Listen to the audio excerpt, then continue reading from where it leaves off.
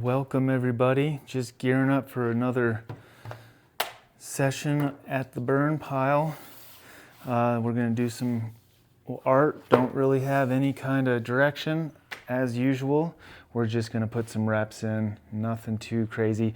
I was speaking about the artist Walter Murch and telling you guys about him. This is a monograph. And it's from his paintings from 1925 to 67. And Walter Murch, he was a fan of the burn pile. He used to stand on blank paper for weeks leading up to being able to actually put something on it.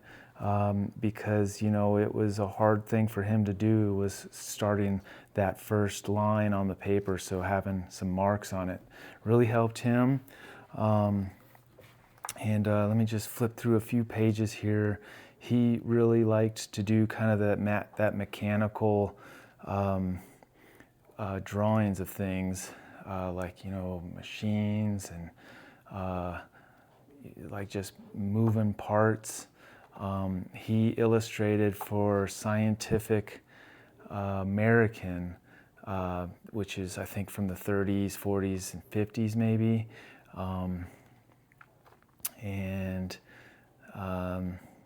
So yeah, he was an artist. His son went to film school and became really good friends with George Lucas at film school, and George Lucas was really influenced by a lot of Murch's paintings, and ended up, you know, I think I'll read a little blip from the introduction of this, but let's see here, just lots of his paintings and drawings.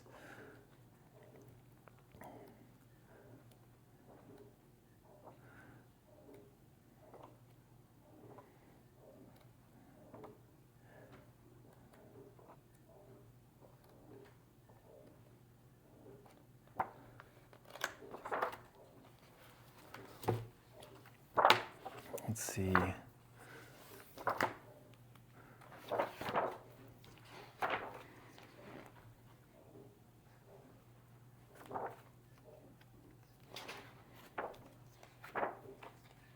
So this is an introduction or a forenote by George Lucas, some highlights, talks about connection, intrigue, amusement, fascination, admiration, gratitude. This is a little, I'll just read a little bit here. This is George Lucas in the forenote, kind of one of his last couple paragraphs. Every time I start a project, I worked hard to try to make things as perfect as they could be, and every time I failed. The work itself never lives up to the idea of what I wanted. Murch understood this. Walter often quoted his father saying, "You know, once the work is done, the work is the idea, and whatever you had for the idea doesn't exist anymore, because the work becomes the meaning of it." For an artist, or for anybody who has to go through that process, this is very comforting to know. It's a way to get through the painful realization that your work is never going to be what you imagined it would be, and you'll be much happier if you learn to accept that no matter how far off the original dream it was, the piece of art becomes the dream. And I am deeply grateful for Walter Tandy Murch. During my life, his illustrations gave me powerful ideas. When I was a young adult, he gave me one of my closest friends. Today, my family and I live surrounded by his artistic brilliance, and I solve the mystery of the spray can that continues to mist day and night, year after year. The invisible hand pressing the nozzle, it belongs to Murch. And that's from George Lucas. So my aunt was a big fan of Walter. I think Walter actually was one of my aunt's teachers. But I found this little tape. And so I got a new tape player for you all so we could listen to some, because this is a little lecture that Murch gave. He wasn't, a brilliant speaker, but he was a brilliant artist. And some of the ideas that he shares is pretty awesome, and it's kind of in line with the whole concept of the burn pile and just putting reps in. And so it might be a bad idea because I don't know if we're going to be able to hear it so well, but we'll give it a try, okay? And again, I don't know what we're going to get into, so we're gonna just play with it. All right.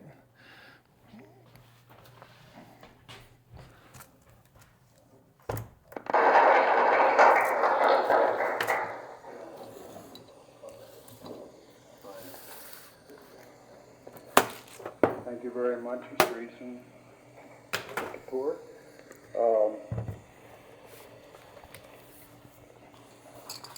I have been told that I am not the best one to talk about my own work, and I often feel that the words that I may say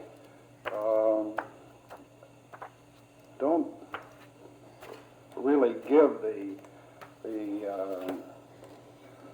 meaning that I hope will explain the painting or drawing. However, I think the effort should be made to put into words some of the things that actually happen, some of the experiences that we all go through in order to make a painting. The paint itself seems to be the thing that the artist works with, and I do think that that should be uppermost in the painter's mind. The work that I brought this evening is on slides, and there are about 30, and they are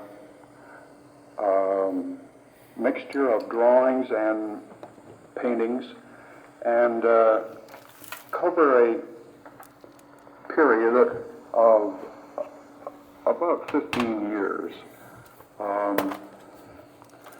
The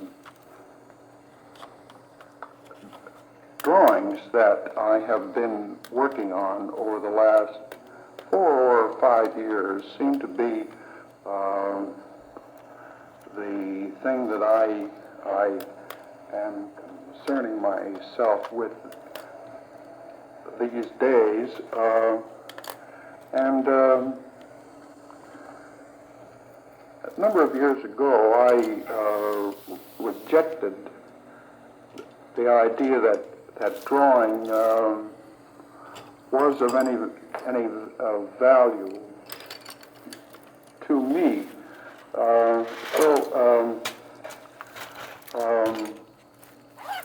In working with the subject, I automatically began to use paint rather than working with the drawing first to see what would happen. I went directly to the painting and didn't bother with the drawing itself. because I really felt that it was a waste of time. Now, in the last 3 years, looking at drawings, seeing the effect that the lead pencil or the crayon mixed media seemed to give, I felt that working this way was also painting, not necessarily drawing as we like to feel. The explanation in the dictionary of the word drawing seemed to be inadequate. I really think that the drawings that are held up to us as fine examples of art were not drawn so much as they were painted. In other words, when I felt that I was able to paint a drawing, I really began to feel free to make the kind of drawing that I wanted, and I wanted others to see this effort that I had made. The mixed media, the fact that I could use brush, charcoal, wash, lead pencil, anything at all, so long as it gave me the effect that I wanted, so long as that was all right,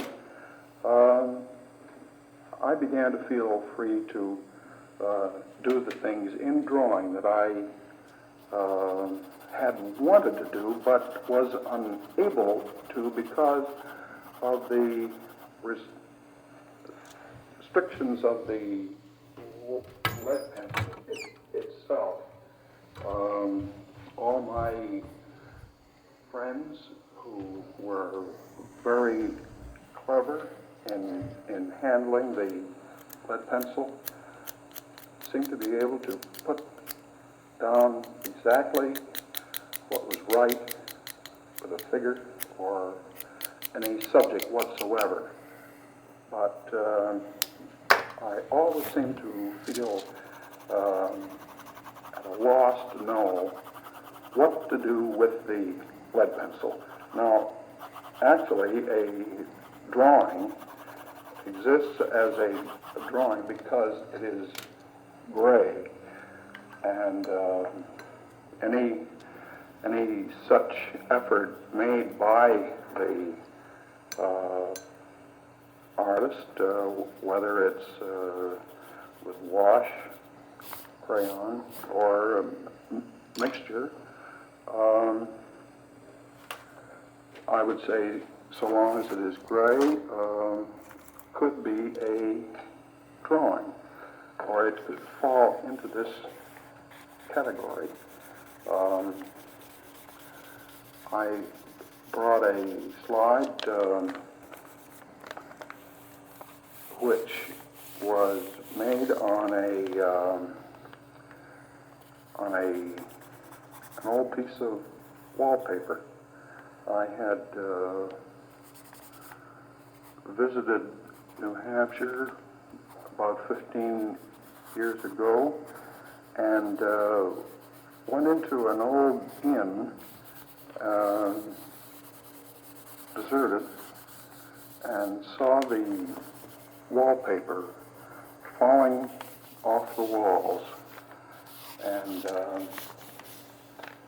the instant I saw the wallpaper itself, I knew I could draw. In other words, the texture of the paper itself, the color, the fact that it had been, someone had done something to it already. The paste,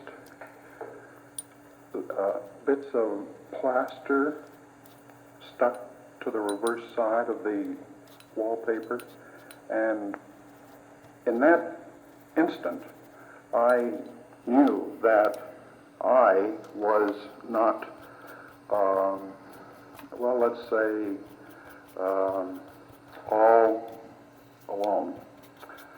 In other words, I was being helped by the existence of that texture itself, so that anything I might do with that paper would only be a continuation of what already had been started. Now, I will put sheets of white drawing paper on the floor of the room in which I work and leave them there for a week or a month and walk over them. And eventually I'll start to use those very sheets of paper, and in other words, the drawing was already begun, and all I had to do was to go on with it. The frightening feeling of a pure white sheet of paper, I don't think there's anything worse. Now, I would like to emphasize that I make whatever drawings I do, not with the idea that they are drawings, but I am actually painting them. I like to feel that any drawing that we admire, and those drawings that are held up to us as fine examples, the artist painted them. He didn't actually draw them. So the link between painting and drawing, I think, is closer than you think. The idea that you first learn how to draw, I think, is still sound. I think you must make thousands, literally, of bad drawings and throw them away. I mean, they're expendable, and don't worry about it. I know that Van Gogh went to an evening art school and made 80 drawings a night, just tearing them off. And there was only to exercise himself in the act of drawing or putting things down and reacting to this. I began at the age of 11 with the violin, and it was forced on me. I didn't choose it myself, but I became interested and did study the violin for about 10 years. And the number of hours, weeks, years that were spent in just making sounds. This seemed to be the only thing that I was concerned with. However, it's all gone now, of course, but I do feel that whatever did happen in those years somehow had its, possibly a good result. I think it actually helped me, although I don't play the violin now. The link, as I say, between drawing and painting is there, and I think it should be done simultaneously. I mean, drawing, painting. Michelangelo made literally hundreds of the drawings, and he considered them only blueprints for later work, and destroyed most of these. And I don't think that he really considered them great works of art, but it was only an exercise to get something down, to see what would happen. Now, the number of drawings that he destroyed, and at that time there seemed to be an interest, in the idea of tourism. Many people in other parts of Europe had heard about the famous artists of Italy and really wanted to own works by these men. Now, the true drawings that were made were bought up, and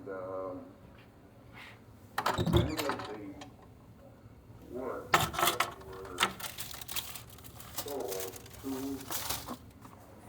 tourists at that time were made for the tourist rather than for himself, so that there are false drawings and true drawings. In other words,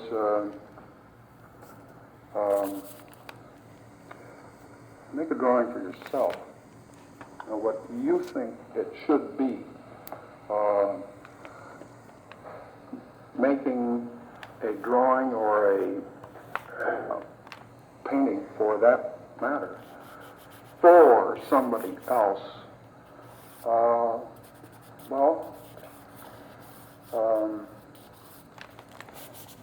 the idea of as you sit and work and who do you want to please? Is it yourself, or is it somebody that you admire? I think really it is for yourself, although I heard an artist friend of mine that I respect very much on this subject. He said that he made a painting for somebody out there. You see, I mean, somebody in the world somewhere loved his work, although he didn't know who it was. So I think it would come right back to yourself, so that do you like it? Do you think that it lives up to the sort of thing that you really want?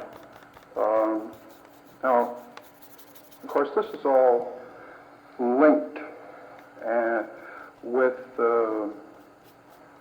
your abilities and what you may have, what abilities you may have. For instance, you may be an expert in color, or you may be able to do this naturally.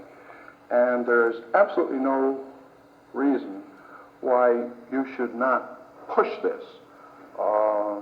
Now, the other person may not have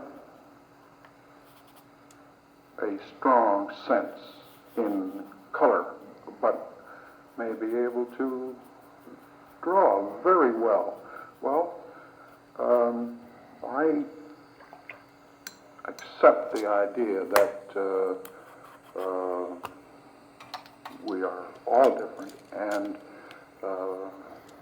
each one of us will have strengths in one direction that you must eventually come to realize and accept. And I think there are those that can get at this fairly soon in life, and it's a good thing. But there are those that it just takes a little bit longer, and there isn't anything wrong in that. Now, as a family, I have 3 brothers, and I'm the oldest, and I do see them from time to time, and there's no question about it. We are slow. I mean, we are almost backward in our ability to comprehend certain things. I see certain artists, writers, at the age of 23, more or less, who do have ability and real ability. And this may very well happen, but that is no reason why some other person may just take a little bit longer, that's all. Now, I did first begin to show with Betty Parson about 20 years ago. And that first show I had with her, I actually showed 3 sides of myself. And I did have the idea that it was all right to show that I could work this way, that way, or this way. And the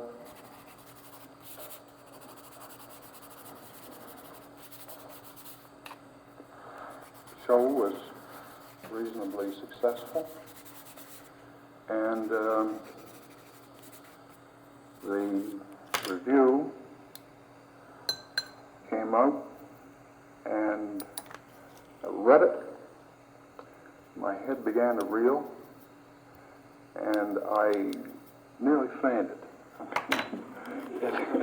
It was, the man was attacking me, and it was real.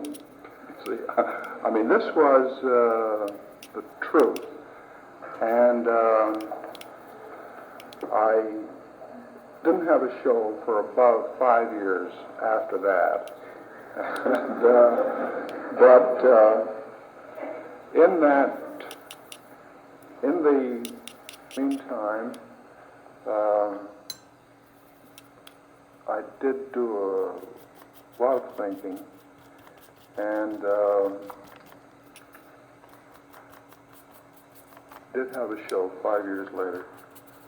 And since then, of course, every other year, I seem to work along, earning enough money for this and that. I mean, teaching is an honorable profession, and I have learned a great deal in the 10 years that I have taught. Now,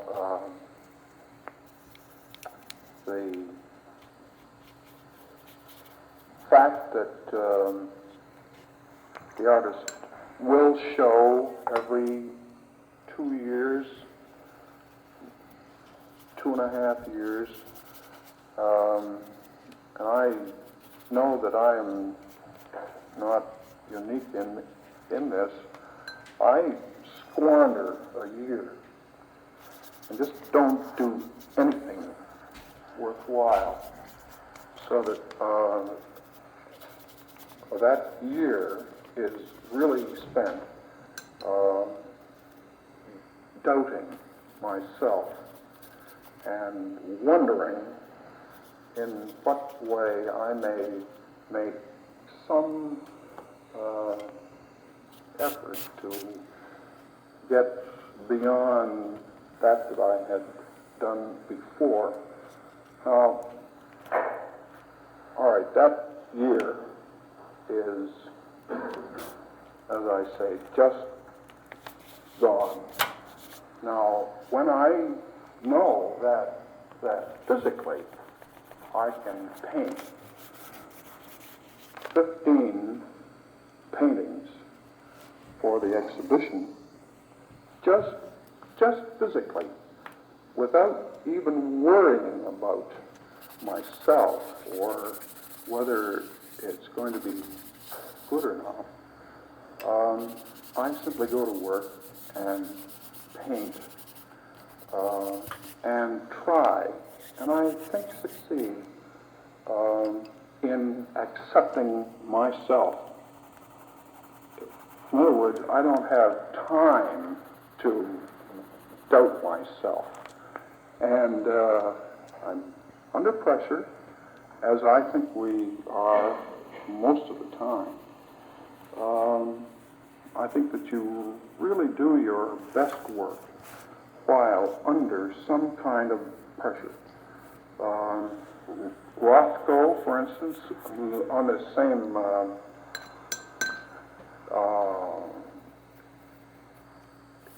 in the same direction of thinking, he had about 8 weeks to go before his opening, and an opening, and this was about 12 years ago, and he had one painting, and was hard at work, and his mother died. Now, he did not call off the exhibition or the opening, but accepted the fact that his mother died, and still went through with the exhibition under extreme pressure. In other words, he accepted himself at that point and used a bigger brush, covered more surface, and came up with a successful show. Now, before that, he did work very accurately and, in a technical sense, used a small brush. Maybe you have seen some of his things done during that period, but they were very finely drawn, delicate, and very involved.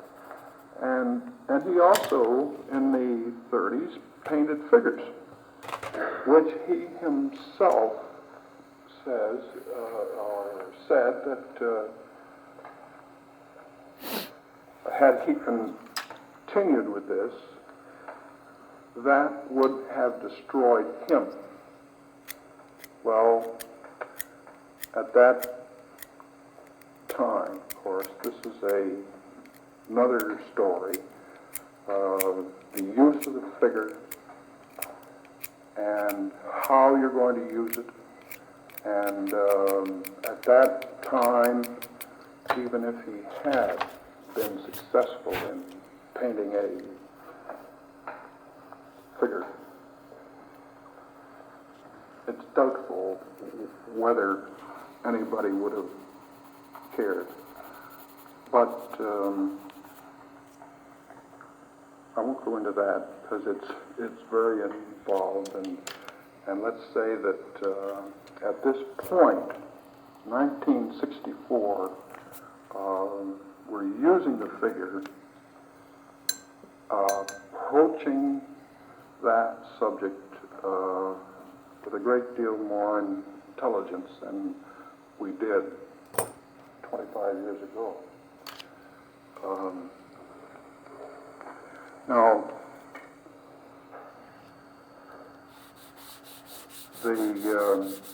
I think that we could begin showing slides now. With each, I probably will have things to say about each one.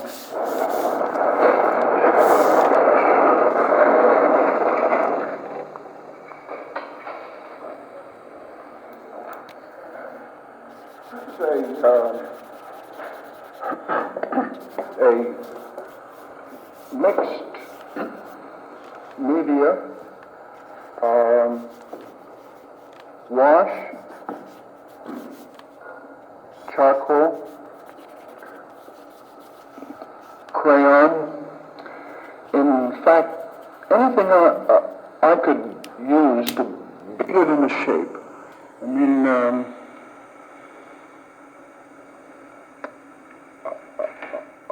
I don't really feel that I have to be a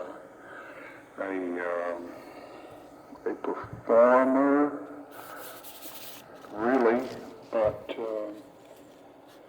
if I have to use chalk, white chalk, anything, I will use it so long as I feel it can do something for the drawing. In other words, the drawing is the thing, or the painting is the thing. I always give in to it. The composition, the very architecture of that exists within the rectangle is the thing that I feel I am concerned about.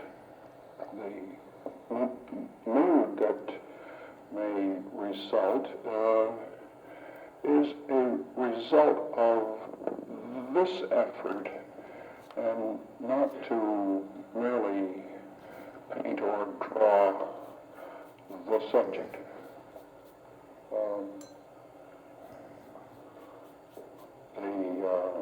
It's charcoal paper, and halfway through I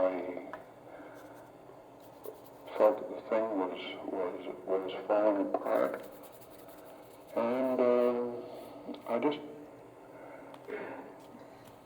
put the whole sheet of paper in the bathtub and wrinkled it all up, and I thought that was the end of it. But I looked at it about 3 days later and decided to do something with it. Well, all right, I think that act had something to do with whether I led the drawing eventually or not. In other words, the water, the bathtub, or whatever, the footprints seem to give an authority, an added strength, or at least I hope so. I think we can see the second one, Bob.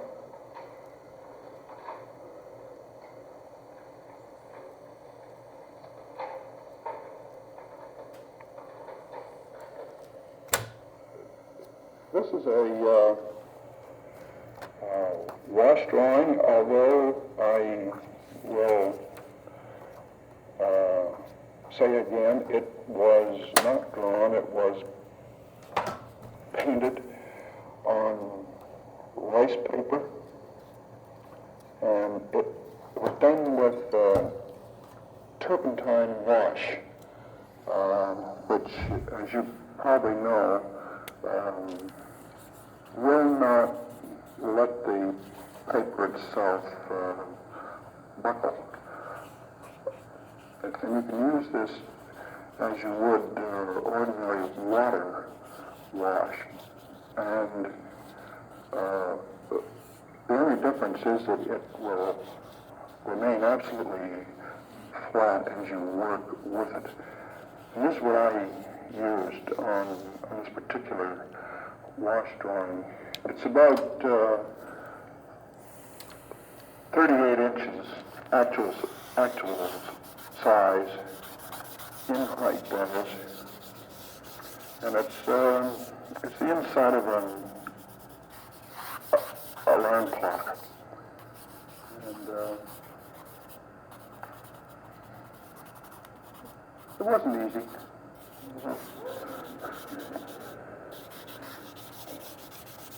Bob, I think we can see the third one.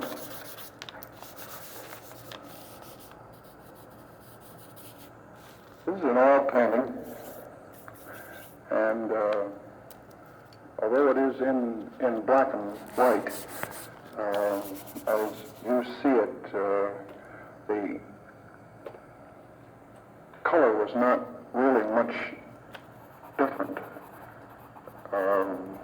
except that it did have some silver, gray, pink, green overtones. And the size is about 18 by 24. And just seemed that all I seemed to be concerned with just to do it the way I wanted it. And I did stick to the facts, however, and the subject is there, but in these last few years, I seem to have resolved certain questions, and just seems that if I worked with the subject too much in mind, in the end, the painting was destroyed, and I would never want to see it again. But if I simply use the subject as a starting point, and then let myself exist as a painter, then it all seemed to work out better that way. I did that lying in bed, and I had a back condition. Never thought I'd work again, so I tried it out just to see if I could do it. And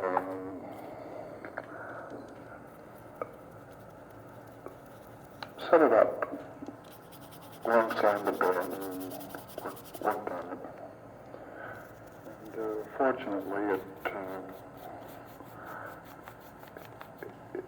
helped a bit afterwards.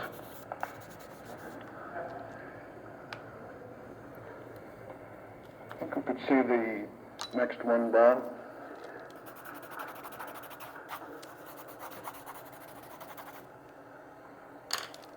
Also a black and white of a painting. Unfortunately, I do not have a color slide of it, but it's a practice piano that belonged to my brother, and makes no sound. As you operate the keys, there is no sound. Well, the broken side, I broke it accidentally, but the ivory of the keys and the blue-black of the keys, and seemed to organize itself into a composition over and above the subject. It interested me that way rather than an interest in the object itself. Although the idea of no sound intrigued me. And that was part of the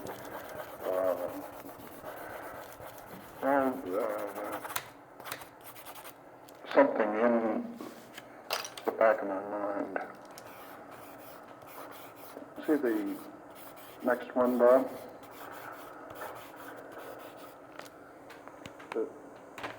This is a painting a little bit smaller than you see it here. Made in 1962, and just an interest in composition and mood. Working with the idea that I knew I could do it. I mean, I knew that I could paint that grapefruit, and did that, and then moved from that point on, just to see. These are for the trash, just for some reps. Nothing special, y'all. So get dirty, do another one for the burn pile. Get creative today. I'll see you tomorrow.